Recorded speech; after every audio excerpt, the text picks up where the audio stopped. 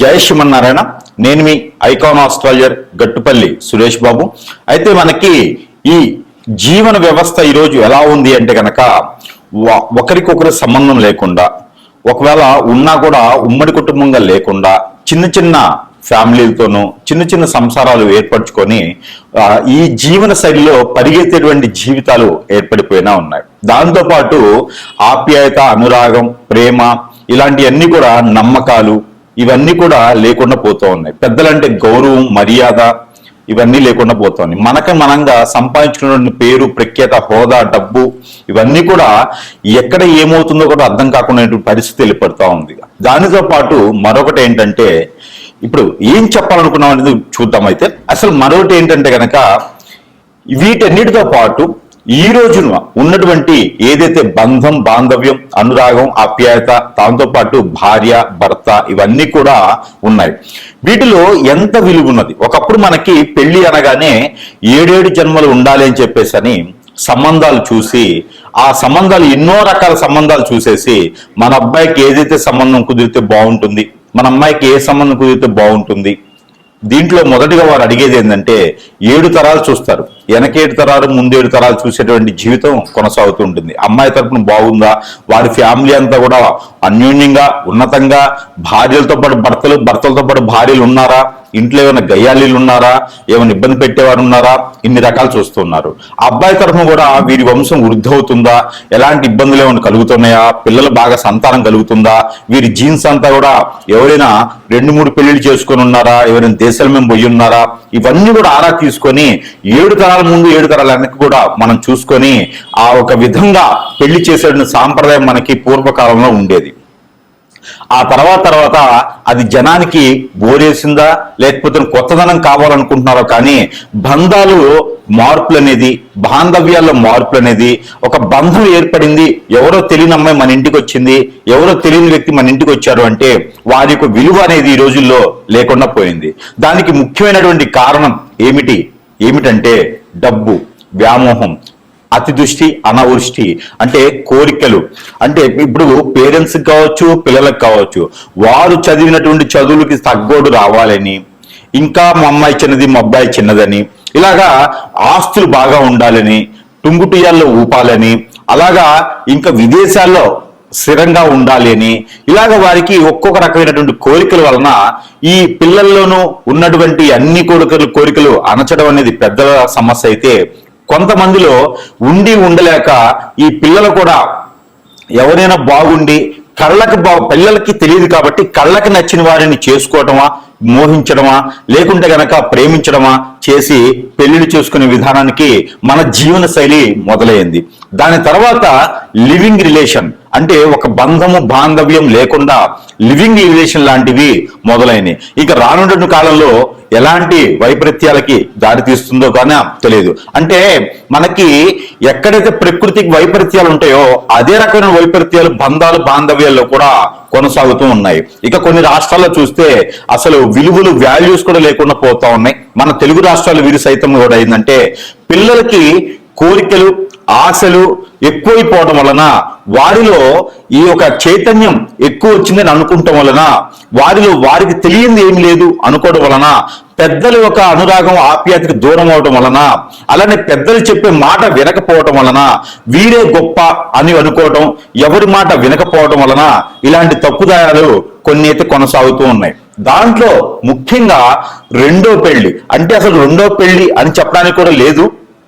కాకపోతే మొదటగా ఏర్పడినటువంటి జన్మించిన తర్వాత మొదటిగా వేరే ఒక సంబంధం ఏర్పడి తోడుగా ఉండేసి, అండగా ఉండేసి, ఎవరైతే ఉంటారని చెప్పి ప్రమాణ పూర్తిగా చేసుకునే వాటి పెళ్లి అనేది బాంధవ్యతతో కలుపుతుందో అది వదిలేసి ఇప్పుడు లివింగ్ రిలేషన్, రెండో సంబంధాలు, మూడో సంబంధాలని లేకుండా ఇంకా విచ్చలవిడితనంతో ఏర్పడేసి ఆడవారికి, మగవారికి సందేశ దూరంలో కూడా లేకుండా ఎవరు దొరికితే వాటితో సంబంధాలు ఏర్పంచుకొని వాల్యూస్ అనేది రోడ్డు మీద పెట్టేసి వీరికి ఈ రోజు గడిచిపోయిందా చాలు అనే పరిస్థితులకు ఏర్పడినటువంటి కాలం కూడా మనకి కొంతగానో ఉన్నది. ఇవైతే దాని గురించి ఒకసారి మనం చూసినట్టయితే గనక, దాంట్లో మనం మొదటి పెళ్లి అనేది చేసుకున్న తర్వాత ఆ ఒక వైపరీత్యాలు వచ్చి భార్యలో తప్ప, భర్తలో తప్ప, పెద్దలో తప్ప, పిల్లలో తప్ప జరిగిపోవడం వలన దాని తర్వాత ఏర్పడేటువంటి సంబంధాలని రెండనే అంటాం మన దౌర్భాగ్యానికి. ఆ తర్వాత ఎన్నున్నా మనం రెండు కింద భాగిస్తాల్సి వస్తుంది, ఎందుకంటే మొదటిది చెడిపోద్ది కాబట్టి. అలానే ఎవరి జాతకంలోనైనా అసలు రెండో పెళ్లి అనే దానికి ఎలా ఏర్పడుతుంది, కొంత చైతన్యం రావడం కోసమైనా మనం ఒక్కసారి పరిశీలిద్దాం. దీంట్లో ముఖ్యంగా అసలు రెండో పెళ్లి అనేది ఎలాంటి జాతకులకి, రెండో పెళ్లి అనేది ఏ జాతకంలో ఎలాంటి నక్షత్రము ఎలాంటి గ్రహము ఏ స్థానంలో ఉండడం వల్ల రెండో పెళ్లి వ్యామోహం కానీ, రెండో పెళ్లి అవకాశం కానీ, రెండో పెళ్లి చేసుకునేటువంటి విధానం కానీ కనిపెడుతుంది. అసలు రెండో పెళ్లి లేకుండా రిలేషన్షిప్ ఏమైనా ఉన్నాయా, ఎలా కనిపెట్టొచ్చు, ఎలా గమనించవచ్చు, వీరిని మనం ఎలా పసిగట్టొచ్చు, ఎలా అరికట్టొచ్చు, దీనికి పరిష్కార మార్గం ఏంది ఒకసారి మనం గమనిస్తే గనక ఆ విషయంగా మనం రాసుల పరంగా ఇప్పుడు ద్వాదశ రాసుల్లో ఏ రాశి వారికి ఎలా ఎలా స్థానాల్లో ఉంటే రెండో పెళ్లి జరుగుతుంది, వారికి విజ్ఞాన నిమిజ్ఞాలు ఏంటి, వారి యొక్క పరిహార మార్గాలు ఏంటి, ఇవి ఒకసారి మనం పరిశీలిద్దాం. ద్వాదశ రాసుల్లో ఒకటి కర్కాటక రాశి. ఈ కర్కాటక రాశి వారికి రెండో పెళ్లి అంటే మొదటగానే పెళ్లి అవ్వాలిగా. ఫస్ట్ మొదటి పెళ్లి అయిన తర్వాత అక్కడ ఏదైనా సహరించకపోతే, మీకు అక్కడ అవ్వకపోతేనో, లేకపోతే మొదటి పెళ్లి ఏదైనా ఇష్యూలో జరిగితేనో, లేదా మొదటి పెళ్లి మీకు ఎందుకు సహరించదనేది చూసుకోవాలి ఫస్ట్. ఈ మొదటి పెళ్లి అయిన తర్వాత ఇక్కడ ఏదైనా కుదరలేదనుకుంటే అప్పుడు రెండో పెళ్లి అనేది వీరికి ఎఫైర్స్ ఉన్నా, సంబంధాలు ఇంకేమైనా ఉన్నా కూడా అవి కూడా రెండో పెళ్లి కింద వస్తాయి. కాబట్టి ఈ సెకండ్ రిలేషన్ ఏదైతే ఉందో ఇవి మనకు రావాలి, వచ్చి ఎలా తీర్చుకోవాలనుకుంటే కనుక ఈ కర్కాటక రాశి వారికి ముఖ్యంగా ఎలాంటి గ్రహాలు ఏ స్థానంలో ఉండాలి అంటే 4వ స్థానం, 6వ స్థానం, 8వ స్థానం, 7వ స్థానం చూసుకోవాలి. వీటిలో ఉన్నటువంటి గ్రహాలు వాటి యొక్క స్థితిగతులు చూసుకోవాలి. అలానే రెండో పెళ్లి యోగం ఉన్నదా లేదా అలా చూడాలి అంటే గనక, అంటే ఆల్రెడీ పెళ్ళయి జీవితం కొనసాగుతూ ఉంటే గనక రెండో పెళ్లి అవసరం లేదు. ఇక వ్యత్యాస కోసమో లేకపోతే ఎక్కువ కోరికలు ఉండడం కోసమో అయితే చేసుకోకూడదు. నిజంగానే ఏదైనా సమస్య వచ్చింది, భార్య ఏదైనా ఇబ్బంది అయింది, భర్త ఏదైనా ఇబ్బంది అయిపోయినారు అనుకుంటే గనక అప్పుడు రెండో పెళ్లి గురించి, పిల్లల్ని చూసుకునే దానికి లేదు, నీకు చేదుడు వాదుడు లేదన్నప్పుడు రెండో దాని గురించి ఆలోచించుకోవాలి. అలా ఆలోచించినా కూడా ఆ సంబంధం కూడా కుదురుతుంది, దగ్గర అవుతుంది అనుకుంటే గనక 4వ స్థానంలో మీకు కేతువు కానీ, 4వ స్థానంలో మీకు కుజుడు రవి కానీ, లేదా 4వ స్థానంలో మీకు చంద్రుడు కానీ ఉండాలి. ఎక్కడ ఇప్పుడు నడిచేటువంటి స్థానాల ప్రకారంగా. రెండోది 6వ స్థానంలో మీకు శుక్రుడు లేదా కేతువు, 6వ స్థానంలో శని లేదా కేతువుతో ఉండాలి. తర్వాత మీకు దశల్లో వచ్చేటప్పటికి మీకు రవి లేదా శుక్ర లేదా బుధ మహర్దశంత దశలు నడిచి ఉండాలి. ఇలాంటి సందర్భంలో మీకు రెండో పెళ్లి అనేది కొంతమేర చూసుకోవచ్చు. ఆ తర్వాత మీకు ఈ యొక్క బాధ్యత రహితంగా ఉండేటువంటి వారికి ఈ రెండో పెళ్లి చేయడం ద్వారా వారిలో శని భగవానికి అశుభ దృష్టి ఉందా లేదని కూడా చూసుకోవాలి. ఇక సపోజ్ ఎట్లా అంటే భర్త అంటే మగవారు ఏదైనా రెండో పెళ్లి చేసుకోవాలి అని అనుకుంటే 4, 6, 8వ స్థానాల్లో కుజుడు కానీ ఉండకూడదు.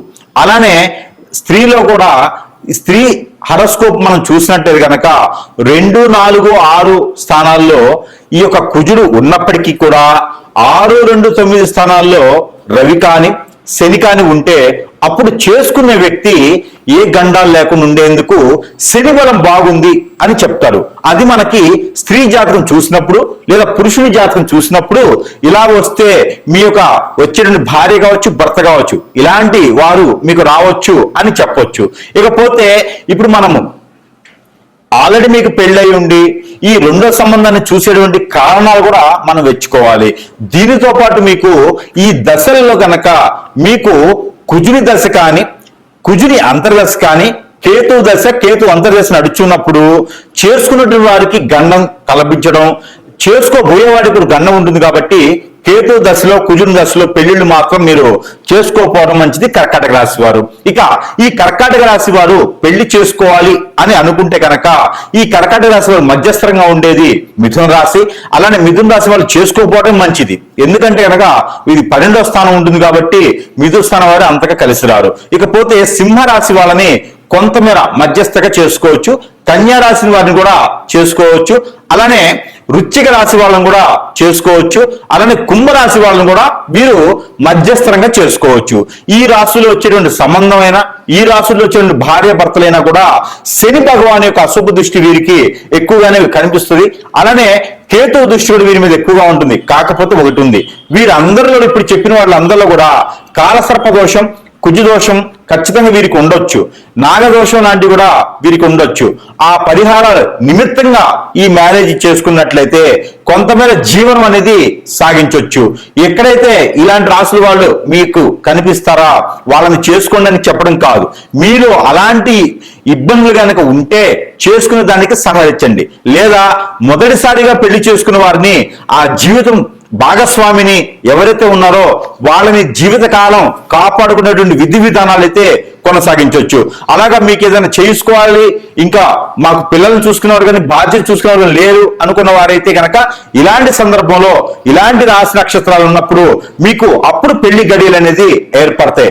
మీకు అందరూ కూడా గుర్తుపెట్టుకోవాల్సిన విషయం ఏంటంటే మీకు ఎలాంటి దోషాలన్నా ఉన్నాయండి, గురు బలము శుక్రుడి మీద ఉంది, గురు బలము మీకు ఉంది అంటే కనుక ఆ క్షణం మీరు పెళ్లి చేసుకోవచ్చు.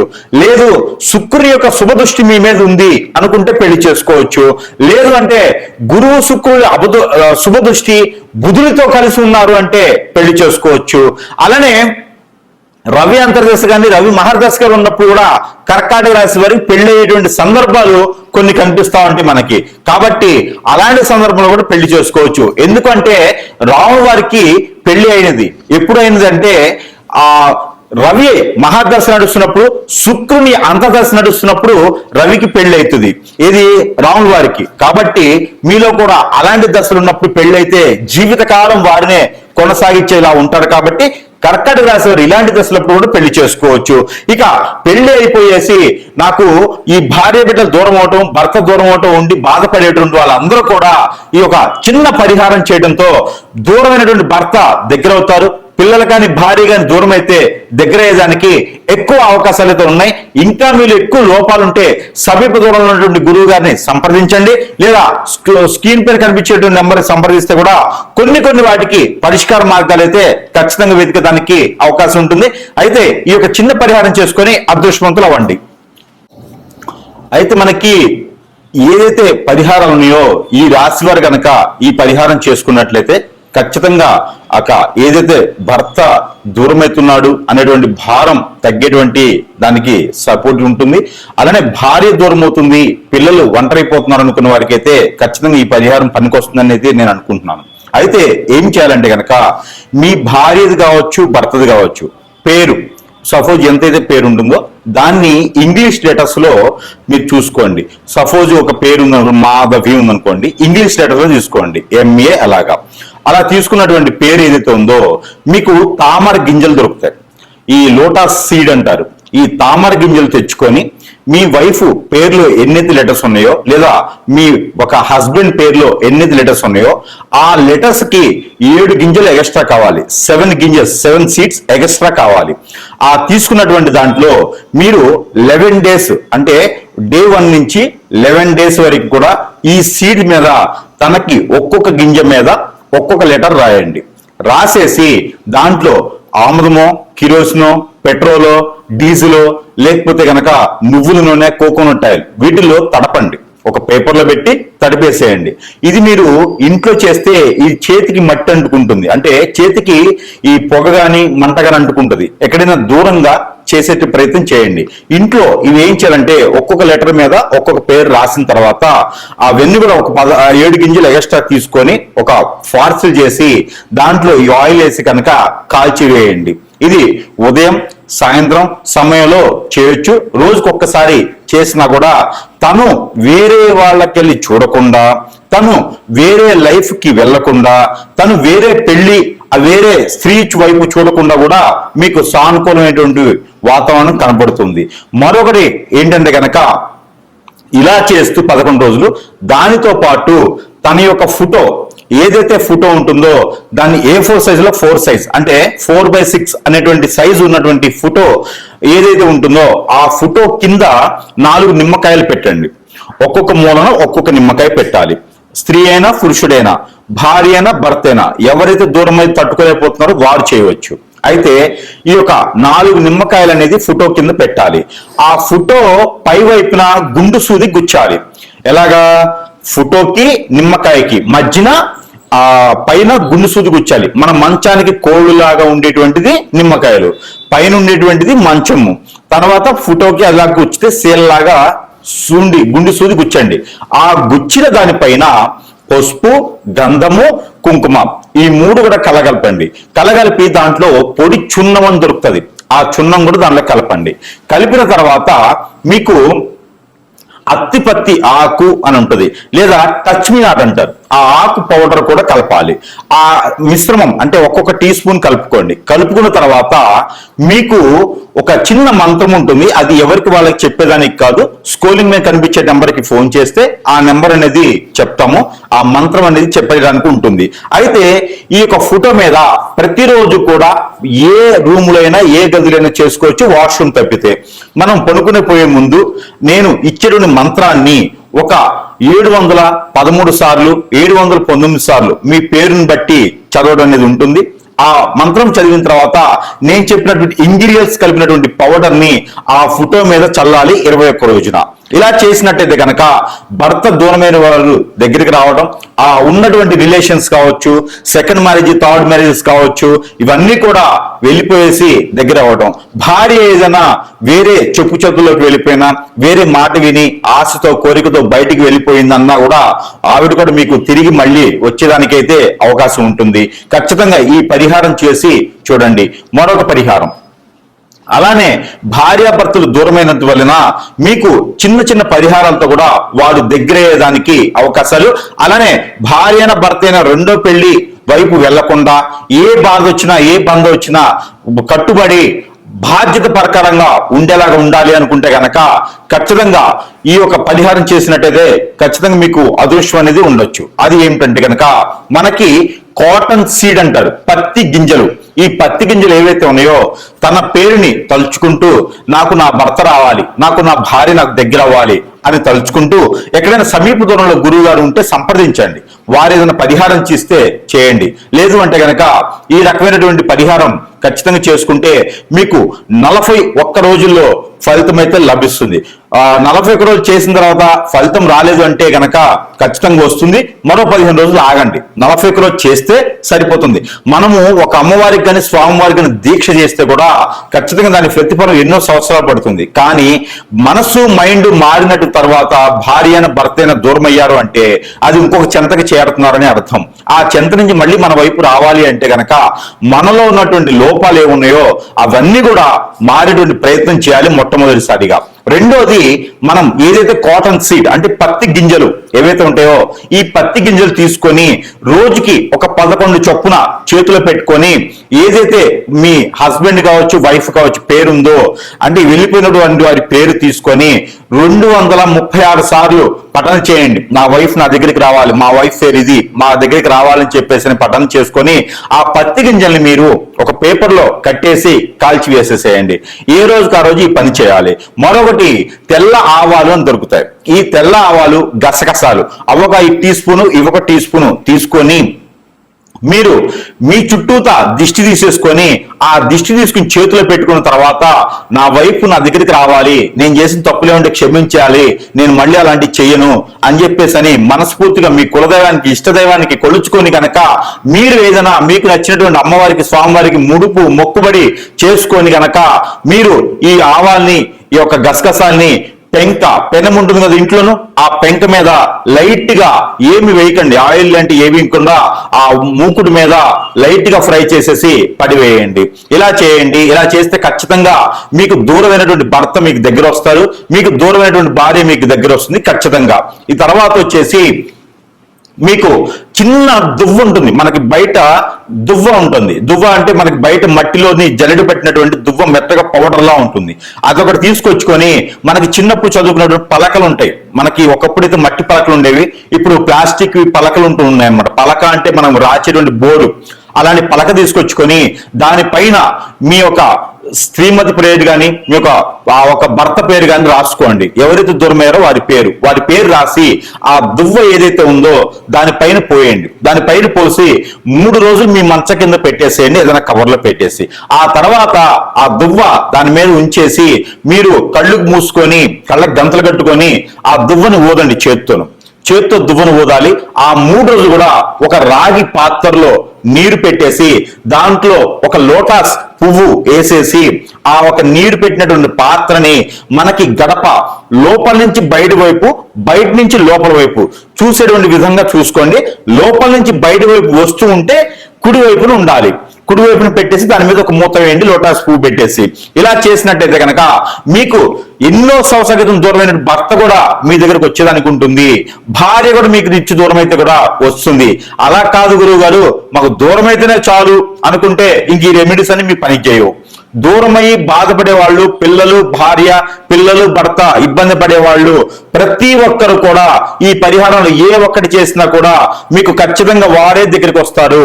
లేదు మాకు దూరం అయితేనే బాగుండు, ఇవన్నీ మాకు వద్దు అంటే కనుక ఆల్రెడీ దూరం అయినారు కాబట్టి ఈ పరిహారాలు మీకు అవసరం లేదు. ఇలాంటి పరిహారాలు చేసుకొని దూరమైన భర్తను దగ్గర చేసుకోండి, దగ్గరైన భర్తను దూరం చేసుకోండి. కాబట్టి ఇలాంటి చేసుకుని అదృష్టవంతులు అవ్వాలి. పిల్లలు పెద్దలు అందరూ కూడా భార్యాభర్తలు అన్యోన్యంగా ఉండడానికి నా ఆలోచన. అలా ఉంది అంటే కనుక సంఘంలో గౌరవులు, మర్యాదలు, ఆప్యాయతలు, అనురాగాలు, పెద్దల దగ్గర ప్రతిష్టలు అన్ని వస్తాయి. డబ్బు వస్తుంది, జాబ్ వస్తుంది, పలుకుబడి, పేరు, ప్రఖ్యాత, హోదా అన్ని కూడా మనకు సొంత చేరుతాయి. కాబట్టి ఇలాంటి పరిహారాలు చేసుకొని ఉమ్మడి కుటుంబంగా ఉండాలని నా కోరిక. జై శ్రీమన్నారాయణ.